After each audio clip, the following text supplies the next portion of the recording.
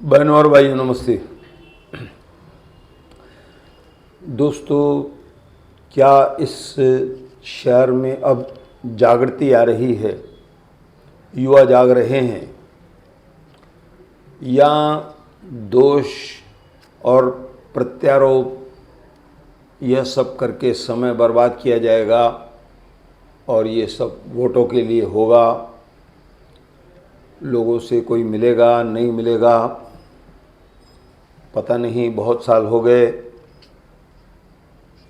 वही लोग चुनकर सत्ता में बैठते हैं, लेकिन दुर्भाग्यवश इस शहर की स्थिति नहीं सुधर रही है। दोस्तों, आज सुबह 3 बातें मुझे विचित्र लगी। सबसे पहले तो गड्ढे भरने के लिए हमारे मित्र सत्यनपुरी और छावा संगठन और उनके साथ एक और संगठन दुकान पर जाकर पैसे मांग रहे हैं। साथ में गजानन स्वामी की मूर्ति भी है। बहुत सारे लोगों ने 2 दिन पहले भी चिल्लाया कि चालिया साहब पूरा होने पे है, गड्ढे बंद नहीं किए गए हैं। तो इन गड्ढों को बंद कराने के लिए यह संगठन निकले। क्या इससे ऐसा लगता है कि जागृति आएगी? और मुझे बड़ा अजीब लगा कि इस शहर के सबसे बड़े नेता ने उन्हें 11,000 रुपये दान दिए और दूसरे नेता ने उन्हें कहा कि आप सही कर रहे हैं, और भी बातें आपको उजागर करनी चाहिए। होना ये चाहिए कि इन नेताओं को इन्हें कहना चाहिए कि भैया आप ऐसा मत करो, हम आपको सड़क बनवा कर देंगे। किसी का भी ध्यान इस शहर की तरफ नहीं है।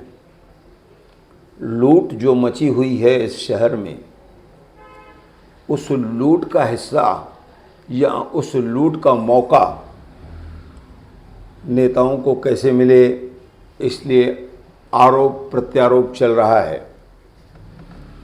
कोई बड़ा कोई काम नहीं हो रहा है हमारे पास।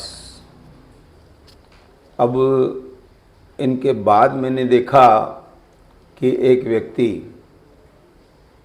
जब ठेकेदार का आदमी पानी पर डामर डाल रहा था, डामर और खड़ी वगैरह, तो उसने भी वहाँ पर लड़ना शुरू किया कि ये सब हमारे टैक्स के पैसे हैं, आप इस तरह से पानी में डामर डालोगे तो इसका भविष्य क्या होगा। अब इसमें सबसे पहले तो हमारे जो नए आयुक्त साहब आए हैं वह क्या करते हैं, हमें ये इंतज़ार करना चाहिए। इन बातों के अलावा हमारे शहर में एक जो बड़ी विडंबना और एक बड़ा जो कार्य है वो ट्रैफिक का कार्य है। आयुक्त साहब ने कहा है कि इस कार्य को मैं आपको हल करके दूंगा। अब परसों खेमाणी वगैरह से सबके सामान जो रोड पर पड़े थे हटा दिए गए।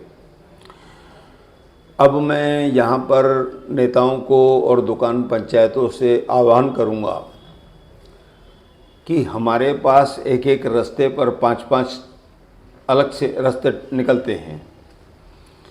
अगर हमें व्यापारियों की दुकानें बचानी हैं भविष्य में, क्योंकि आज मठ मंदिर हो, 4 नंबर की बाज़ार हो, संघर्ष लड़ने जैसा है, युद्ध लड़ने जैसा है वहाँ उसको पार करने के लिए। मठ मंदिर से कोई पुलिस वाला नहीं कि किसी ऑटो वाले को रोक सके, भैया 2 मिनट रुको, इनको जाने दो, ट्रैफिक हल होने दो। तो अब होगा ये कि आप दुकानें तोड़िए, हम रोड बड़ा कर देंगे। अब होना ये चाहिए कि दुकान पंचायतों को और नेताओं को मिलकर एक बैठक करनी चाहिए कि रास्ते वन वे हो। बहुत सारे रास्ते हैं हमारे पास, रास्तों की कमी नहीं है। हमारे पास एक कार्य करने वालों की कमी है, सुझाव देने वालों की कमी, और वो दुकानदारों से डरते हैं, और दुकानदार भी हमारे ऐसे ही हैं। वन में हो जाएगी तो मेरी ग्राहकी नहीं होगी भैया, रोड दुकान चली जाएगी तो क्या करोगे तुम।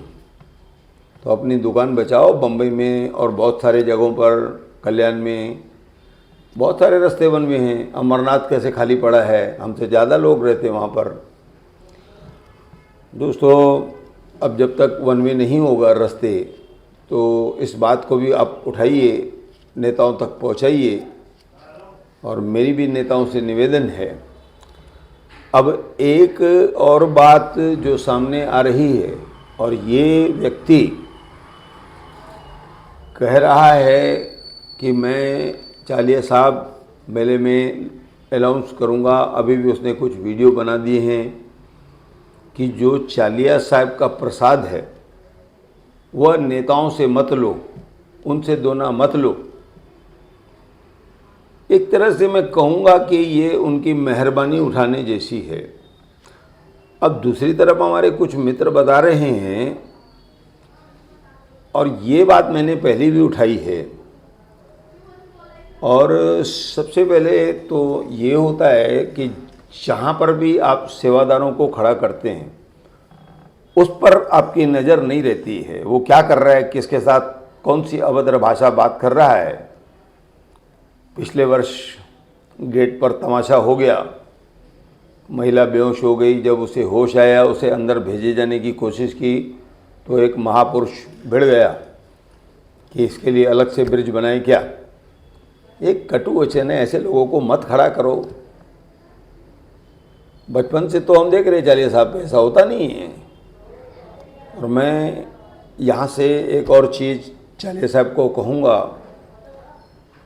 कि जब बहनों की लाइन हो तब बहनों को ही खड़ा किया जाए। अब बात फिर करेंगे दोने की। अब यहाँ के जो ट्रस्टी हैं उनको किस तरह से दबा कर रखा जाता है। वैसे मैं ट्रस्टियों से क्षमा चाहता हूँ, सज्जन पुरुष हैं, अच्छे लोग हैं। यहाँ के जो कुछ लोग हैं ना, अड़ जाते हैं उनसे। भैया वो व्यापारी लोग हैं, और वो अब इस ट्रस्ट को देखें या व्यापार देखें और रख रखाव देखें। मैंने कुछ दो चार अजीब चीज़ें इस बार देखी। हम उस बारे में मेले के बाद बात करेंगे। मैं आपको बता देता हूँ हाँ, कि आप कहेंगे तब आपने नहीं बताया। मैं आप बताऊँगा, मैं ज़रूर बताऊँगा ये सब चीज़ें। बहुत सारे लोगों को, 90% लोगों को 2-2, 3-3 दोने दिए जाते हैं। अगर किसी बहन ने मांग लिया एक मेरे को भी दो, तो उसे कहते हैं कल आना। अब ये क्या यार, तुम्हारी भाषा क्या है? माँ बाप ने कुछ सिखाया नहीं? माँ बाप से ऐसी बात करते हो हैं? इज्जत करो बहन बेटी की। अरे वो तुम उस लाल साईं के घर में खड़े हो, लटक जाओगे किसी दिन। तुम्हारी गुंडई क्यों चलती है? क्यों गुंडई करते हो भाई तुम लोग? तो आप लोग प्रेम से कार्य करिए। और अब मेरे पास ये सुझाव है कि बहुत सारों को 3-3, 4-4 दोने, उसका चाचा भी दिखेगा, उसका मामा भी दिखाएगा, उसको देगा। अब एक महिला को आप दूसरा नहीं देंगे। अब यहाँ पर मैंने बहुत सारे खाली कैरेट पिछले साल पलों के दिन देखे। यानी कि कल आपके पास दर्जनों कैरेट आए थे, दर्जनों कैरेट। उसमें 24 से 25 दोने रहते हैं। तो ये आप लोगों को मिल जाते हैं और ट्रस्टी दे देते हैं, नहीं तो आप उनको आंखें दिखाते हैं। तो मैं इस प्रकार की मेरे पास जानकारी है कि अगर कोई माँ, बहन, बेटी, बहू, पत्नी, पति के साथ, भाई के साथ, पिता के साथ, बेटे के साथ नहीं आती है, कोई कारणवश बिस्तर पर पड़ा है, उसको प्रसाद चाहिए आपका भाई साहब। बड़ी मान्यता है आपके प्रसाद की। हमने पहले भी आपको सुझाव दिया, आज भी दे रहे हैं। हमारे भाई मूलचंद प्रेम मेडिकल, मूलचंद चावला, उनका सुझाव क्या था कि भाई आप लोग जिस तरह से तिरुपति में हमको खोले आम लड्डू मिलते, कितने चाहिए? जो लागत आती है आप नहीं कमाएंगे, आपको नहीं चाहिए, मैं जानता हूँ। उस रेट पर उनको आप दे दीजिए, दोनों किसको चाहिए, 10 चाहिए, 5 चाहिए। ये आप इतने सारे फ्री में एक आदमी को देते हैं, फिर वो अपनी दबंगई दिखाता है, मैंने तुमको दोना दिया था। अब वो जो आदमी बोल रहा है ना, उनसे दोना मत लो, उसका कारण ये है कि आप उसकी मेहरबानी मत उठाओ, मत लो उससे। हमने इस शहर को बर्बाद होते हुए देखा है, ऐसा उस आदमी का कहना है। और कितना उनके पीछे घूमोगे तुम लोग?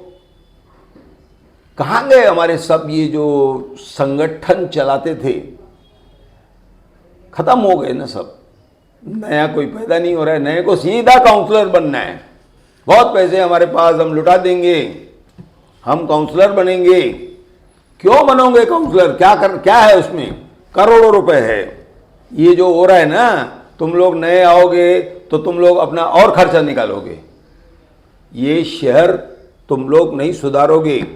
अगर ये जो कमिश्नर साहब आया हुआ है, बड़ी उम्मीदें हैं लोगों को इनसे, इनका सहयोग करो और इस शहर को एक बार सुधरने दो।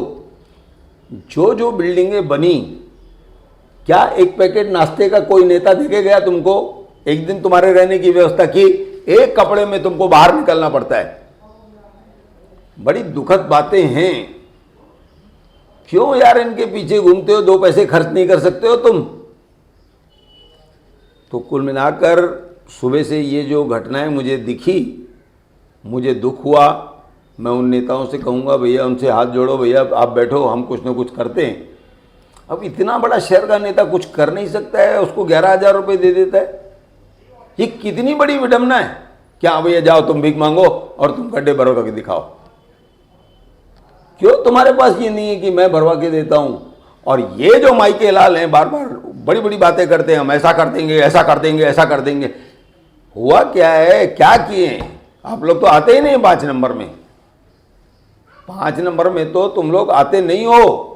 अब नए सिरे से तुम दिखा रहे हो, हम ऐसा कर देंगे, हम ऐसा कर देंगे। तो बड़ी कुछ होगा नहीं। मैं लोगों को चेतावनी दे रहा हूं, यहां से कुछ नहीं होगा। ये फिर आपको 5 साल नहीं दिखेंगे। जिनके हवाले तुम लोग हो, उन्हीं के हवाले रहना पड़ेगा। पहले नेताओं का राज चल रहा था, अब अधिकारियों का राज चल रहा है। कमिश्नर ने बहुत सारे नेताओं के 12 लाख 15 लाख की जो मांग थी ना, सीसी बनाएंगे, नाली बनाएंगे, कमिश्नर ने कहा कि सीसी और नाली क्या होती है आपके पास? बार बार बनती है आपकी, आप भी जानते हो। उसमें बार बार पेवर प्लाग लगेगा, उसमें नल लगेगा, क्योंकि उससे वहां से कमीशन आती है। रोड नहीं बनाएंगे, रोड से कमीशन नहीं मिलेगी। भैया कुछ समझो, पढ़े लिखे लोग भी हैं हमारे, मत जाओ उनके पास। अभी तो चुनाव हुआ नहीं है, अब ये लोग प्रकट हो रहे धीरे धीरे। अब मुझसे कहा गया कि इस तरह की न्यूज़ पढ़ो। अरे भैया मेरी जबानी नहीं चलेगी मेरे भाई, हाथ जोड़ता हूं मैं आपको, मत सिखाया करो मुझे ऐसी न्यूज़ पढ़ना। और दूसरी जबान में कहाँ से लाऊं? माँ सरस्वती ने जो मुझे दिया है वो मैं, है ना, ये माँ सरस्वती की देन है, वो जो मुझे दिया है मैं कर रहा हूँ। हाँ, मुझे भी लक्ष्मी पुत्रों के पास जाना पड़ता है, मैं सरस्वती पुत्र तो हूँ। अब हम क्या करें, मेरे को बताओ। मुझे नहीं जाना है किसी के साथ कहीं भी। लोग, बहुत सारे लोगों को आप घुमाने गए, फिराने गए, हम चले नहीं, हमको बोला नहीं, वो अलग बात है। और हम इस योग्य भी नहीं है ना भाई साहब, इस योग्य भी नहीं है ना हम लोग तो। चलो कुल मिला के मैंने जो पब्लिक की जानकारी थी ख़ास तौर से आपको दी, और आपसे मैं धन्यवाद कह के कहता हूँ कि इन सब बातों पर आप लोग ध्यान दें। और शहर में जो हो रहा है, फिर से जो नेता आपको बरगला रहे हैं, ये जो लड़ रहे हैं ना, हमारे लिए नहीं लड़ रहे हैं ये लोग। इनको कुर्सी चाहिए, फिर ये लोग वही करेंगे। आप 92-95 से देख रहे हैं, यही हो रहा है ना, यही हो रहा है। अब वो आया, अब वो करेगा, अब वो आया, अब वो करेगा, कोई नहीं करेगा जब तक एक सख्त जैसे आए हैं वैसे नहीं आएंगे, तब तक कुछ नहीं होगा। ऐसा कहकर मैं धन्यवाद कहता हूं दोस्तों।